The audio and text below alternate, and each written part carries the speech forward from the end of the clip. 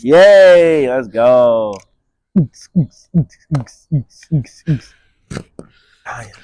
Dying.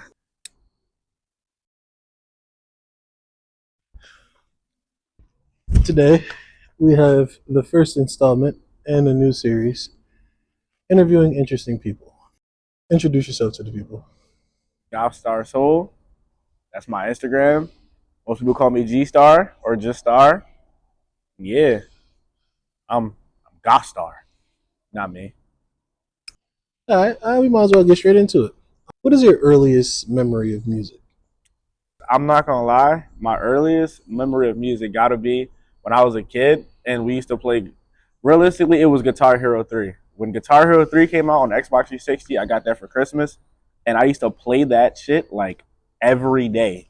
Like my mom was playing it, I was playing it, my brother was playing it. I was so nice at Guitar Hero, bro. That was like that's what got me into music. Like that was my taste. All right, so I gotta ask. Did you have the little wire, the guitar, where you Yes, like I did. strum it and hit the buttons? Yup, I had the guitar before they costed $20 million now. Bro, them drums used to be like $7, $8. They used to be in like Walmart. $80. It came with the Sega. I had two of them. Guess what happened? I broke both them joints. Guitar, I was playing that shit, and I put it down, and I was a kid, so I stepped on it, and it snapped in half. It's crazy because that's how Both I broke of them. both of them. And after that, I was playing Guitar Hero 3 on the controller. Most people don't know that I was nice on the controller on Guitar Hero 3. You know something crazy? I didn't find this out until I grew up and like befriended people who had money as kids. And it probably wasn't a rich people thing, but they're the only people I know who have memories of it.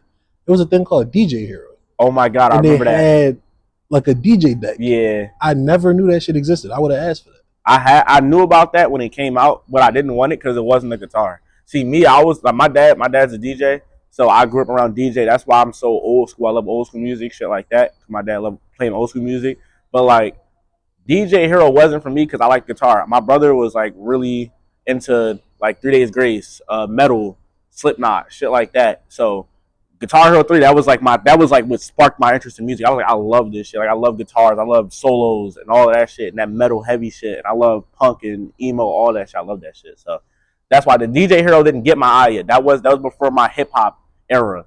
Like my hip hop era was after that, a couple years later. But I was more like emo, 3 Days Grace, Hot Chili fucking Peppers, all that shit. Walk us through how you ended up at your name, Gothstarsoul. What does that originate from? Oh man, this shit got a crazy story, but it's not crazy. All right, so Gothstar, right? Star was originally the name, but Star came from the guy Black Star from Soul Eater, because Soul Eater is like probably like the first anime I can remember watching as a kid, and that was the shit that like, oh my god, this shit is great. Like that's what got me into anime, and I was like 10. My brother always watched anime, and I was like, yo, this motherfucker. At first, it was Soul, because Soul was like that's the main character, Soul, and the other one's Black Star, and I felt like I could relate more to Soul, so my name was Soul at first, and I was like, I want to have a brand behind this, and everybody was like, bro, you act more like Black Star, so I was like, damn, I was like, fuck it, I want to make a group or a brand. So at first it was a music group, so I was like, fuck it, I want to do Gothstar because I'm like Black Star, that's his name, so I was like Gothstar. So like, that's cool, and I'm gonna put Soul at the end because Soul was supposed to be my fucking name that people call me, but everybody likes to call me G Star, so that's my name now. But like Gothstar, Black Star, same thing. Plus my whole everything, even high school, I would say from middle school to high school, like my whole thing was just goth everything, blacked out, chokers, all that shit. So that was always my aesthetic and my style that I love to go with. And it's not everybody didn't agree with my style because of where I'm from, but like I don't give a fuck what they think. Fuck them. So it was like that was my style, so I just stuck with it. And then my group name, the Gothstar Clan, literally Black Star's clan where he's from is called Star Clan. So I made my shit Gothstar Clan. So it's like it's not that deep. It's really simple. But like, you feel me? I'm a nerd. Okay, I love anime. That's my shit. Okay, can't nobody name an anime I don't fucking know. I read manga. I'm deep in this shit. Like you're not like me for real. Like y'all really not like me. So you feel me? That's the origination of my name though.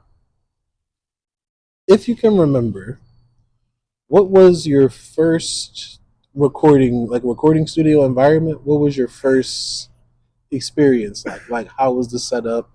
How did you feel? Like a real studio, or are you talking about like a crib studio? Just wherever you recorded. Oh my god, bro! All right, so my shit was horrible. I had a fucking laptop that was like 10 years old. This shit was like a compact. This mother was called a compact. It was hefty as shit. It would get hot. I had FL Studio, the trial version, and I would load up FL. That motherfucker would start. The fans would go blazing hot. That motherfucker start spitting out fire. And what I had like, you know, like how you'll have a closet, right? And you'll have like the pole across where you'll hang the clothes on. I broke the shit off. I had it in my room leaning against my bed with a headset, like a gaming headset on top, and the headset would play the music through, and I would talk into the microphone of the headset. So it was just a metal rod on my next to my bed with a headset sitting on top, and I would rap into the headset. And I remember my first song was with me, my man's Amir.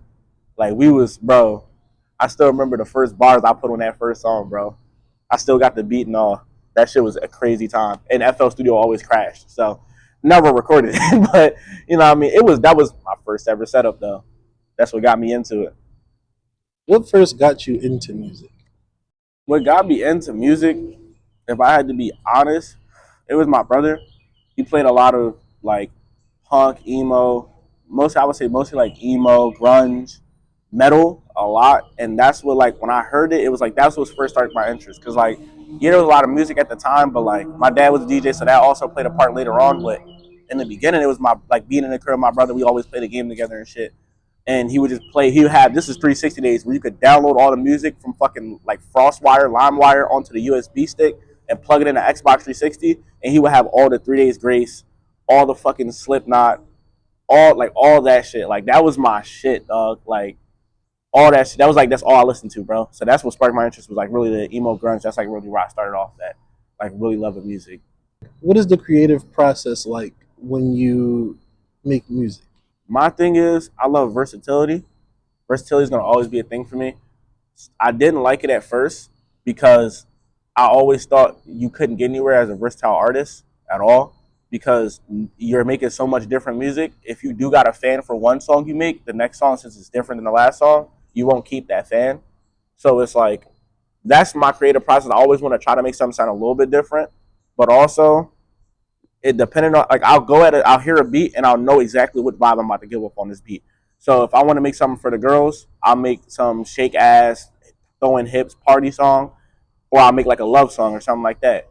If it really depends on how I feel that day. If I'm pissed off that day, I'll throw in a trap beat, like a trap metal trap beat, and I'll just straight just scream and yelling Zillakami S type of thing or X type of thing, and then like I'll go sometimes because like me I grew up Kensington, so I grew up in the streets. You feel me? Like I did a lot of shit, so I always find myself coming back to rapping about hood shit, street shit, no matter what song I do.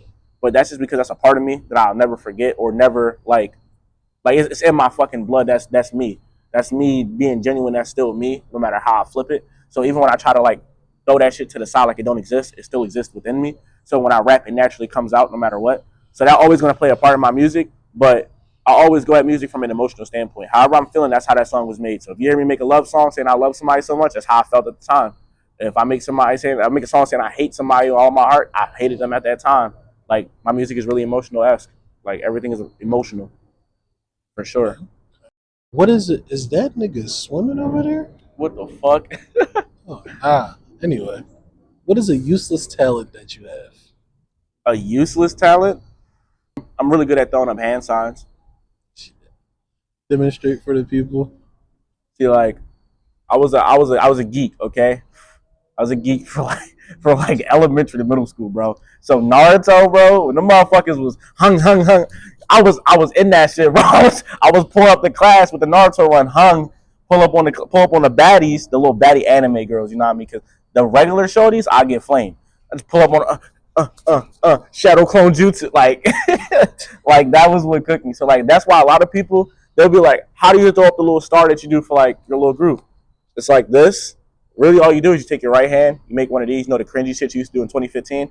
One of those, take your left hand, do the same thing, put your right hand over your left hand, and just make the middle, the pinky and the pointer finger touch. And that's it. And that's the star. So it's like, that's like the origination of the star I throw up. So like, yeah, that's pretty useless though. But like, it looks cool to me. I'm a fucking geek, bro. I can't help it. But that's just like, that's pretty useless in my opinion. Okay. If you could open up for any artist, who would it be? Oh man, any artist, like any artist at all? Fuck, Living or dead? living or dead? Okay, all right. This is a fucking hard one. If I could open for any artist, bro, like genuinely any artist, it'd be Peep, because like that's like, bro, like the things I went through and listening to Peep, bro, like that motherfucker is like healing to my ears, bro. Probably Zilla Kami, um, before he got all these allegations on his name, and then if not Zilla, it'd probably be like Tracy. I would definitely love to open for Tracy for sure. That'd be like a fucking dream come true because him big influence on my music. You might not hear it, but he's a big influence on my music for sure. I'm gonna close it with this question. Oh man, I'm gonna ask it, and then I'm gonna walk away that's and give you crazy. your one-on-one with the viewers. Oh man,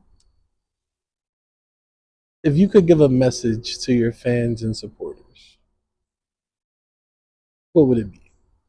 Think about it for a minute. You know, no rush. I don't gotta think about it. One message to my fans, and I had to like really tell y'all something I really believe. Be yourself. Don't let nobody tell you you can't be yourself. Like, don't feel like you gotta fit in with the crowd. You can be you, and being you is cool. And I feel like a lot of people nowadays think being themselves isn't cool, so they be somebody they're not. I'll never advocate for that. I'm never cool with people that's like that. And I feel like everybody looks at you like you're a fucking dork when you're trying to be somebody that you're not. So just always be yourself. I feel like that's always gonna be a key thing. Be you. Don't never let somebody make you be somebody you're not because you want them to like you or something like that. I see a lot of men do that. They want to appeal to a certain crowd, so they'll try to fit in or they'll become a product of their environment, and they'll never get out of that habit because they got motherfuckers in their ear telling them that shit's not cool. You're like a fucking loser or weirdo. Don't let motherfuckers get in your ear. Same thing with females. Like they'll be looking good. You feel me? They look like they're being them. They're being themselves. They got a great personality, and they'll change it up because the next female told them, "Oh, that's just not sexy." Like being yourself is cool. Being yourself is sexy. Being yourself is attractive. Don't think not being yourself isn't attractive. I feel like that shit is weird. I hate people that put people down for doing shit like that. So that's my message. But I will also say, if you got motherfuckers that try to tell you to be different, fuck them. Fuck whatever they try to tell you. Fuck them. Do what you want to do. Don't do shit that they try to tell you to do. Do what you want to do. That's my message for y'all though. Do what the fuck y'all want to do. Fuck all the haters. Fuck people who don't agree with you. This is your life. Be selfish. Everybody's selfish at heart. Sincerely, G Star. Well, firstly, thank you for coming through. Of course, my guy. Do you have anything, any projects or anything you want to tell people about that you might have coming out soon? I got a tape coming soon, bro. I feel like it's gonna be really hard. What I did was I got a lot of beats that have either they're most of them are they're all sampled except for a couple. Just all throwback samples. Like you're gonna hear this beat and you're gonna know it. It's always an iconic beat. Some examples is Rose Red by Meek Mill. We got the Timbaland one. That's coming out on the tape too. Recipes Fat Scoop. You got a Timbaland beat? Yeah, I got the Timbaland verse. Where the hell you get somebody to produce a Timbaland beat? My main man over here, my man Damon. He came in clutch with the beat. He came in clutch with the beat. He ain't got a front like he not like that. He came in clutch with the beat, man. He came in clutch with the beat. Dilemma. That's one of my favorite. That's my favorite R&B song of all time. I did a little remix to that. You feel me? It got the Dilemma sample on it. I feel like that's gonna go hard too. It got a message too. You know what I mean? It's called Letter to My Ex. I think it's self-explanatory. I ain't gonna get too messy, but everything I said on that track was real shit. I ain't lying on none of them bars at all. Every single bar was genuinely is happening right now. Yeah, everything's sincere. You know what I mean? That's how I genuinely feel about that situation. But it's a project's coming soon. I still got to name it. But I would say it's coming out probably 2 weeks from when this video gets dropped. This project gonna be hard. I'm gonna turn up. I want to shoot like 2-3 music videos. I want to have everybody pop out. Don't feel free to pop out. Don't feel like you can't pop the fuck out. Like we're gonna turn the fuck up every time. Yeah though. Like I got some shit coming soon. I don't think they're ready for it for real. But we're gonna see if they're ready for it or not. All right. That's a wrap. What the fuck? That's a wrap. That's a wrap. That's a wrap. That's a wrap. That's a wrap. One of those gotta be it. The last one had to be. I heard that. I felt the frequencies.